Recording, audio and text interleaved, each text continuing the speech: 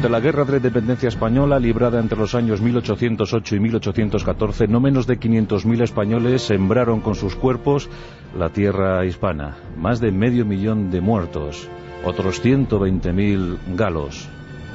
Una auténtica sangría que diezmó no solo la población, sino también el ánimo de una nación. Pero hubo casos de absoluto esplendor, casos que descollaron sobremanera y que constituyeron la pesadilla para todo un emperador, Napoleón Bonaparte. Fueron los guerrilleros, más de 40.000 hombres y mujeres que se echaron al monte para defender su idea de libertad, su idea de patria. ¿Acaso el paradigma de aquellos guerrilleros, de aquellos luchadores, fue Juan Martín Díez, el empecinado?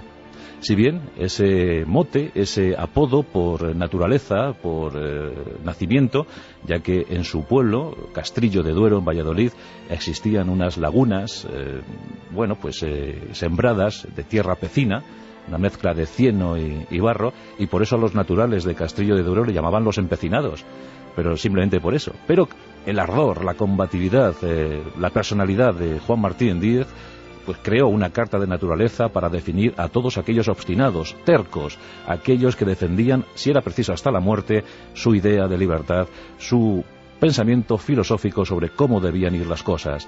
Por eso el empecinado es tan grande. Hoy contamos su historia.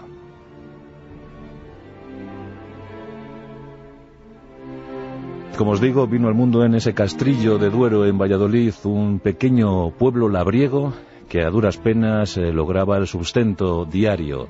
Los empecinados trabajaban duro, muy duro, y se las tenían que ver con la tierra para alimentar la numerosa prole de sus familias. Y en el seno de una de estas familias campesinas vino al mundo Juan, un 5 de septiembre de 1775.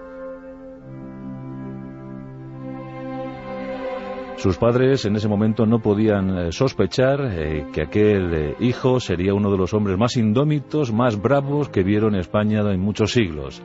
Pero por el momento el pequeño Juanito, como así era llamado, tuvo que abandonar los estudios. No quedó más remedio. Y su misión en la vida parecía el campo, coger los aperos de labranza y dedicarse a la siembra y a la siega de los cereales castellanos. Sin embargo, él vio cómo una vocación brotaba en su interior. Era la vocación de las armas. Él sentía que había sido llamado para la milicia, para luchar, para combatir. Le gustaba el mundo militar. Y por eso no dudó ni un instante en alistarse en el ejército español que iba a combatir en el Rosellón, en aquella campaña que se libró contra la Convención Francesa. Ya sabéis que cuando los reyes franceses, Luis XVI y María Antonieta, fueron pasados por la guillotina, pues algunas naciones se rebelaron contra la recién nacida República Francesa y les declararon la guerra, aprovechando de paso la circunstancia para apropiarse de algunas tierras que, pues estaban en esas cuitas internacionales. En el caso de España y Francia, el Rosellón era la tierra por la que batirse. La guerra estalló con total virulencia en 1793 y hacia el Rosellón se dirigieron las columnas dirigidas por el general Ricardos. Un bravísimo general, un brillante estratega que supo dar victorias a España en el primer tramo de la contienda. En esos ejércitos hispanos figuraba ya Juan Martín Díez, un jovencísimo ordenanza de tan solo 18 años, que recibió su bautismo de fuego en aquella campaña feroz por otra parte. Aquellas victorias iniciales sirvieron para que Juan Martín comenzara a aprender, comenzara a adiestrarse, no solo en el manejo de las armas, sino también en la conducción de hombres.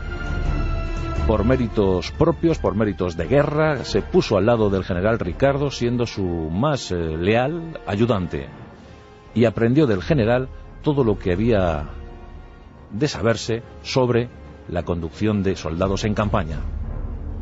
La guerra duró 2 años y terminó mal para las armas españolas. En 1795 se firmaba la paz de Basilea. El ejército regresaba a casa humillado y con el solo buen recuerdo de aquellas victorias del general Ricardos, quien no pudo ver culminada su campaña, pues falleció.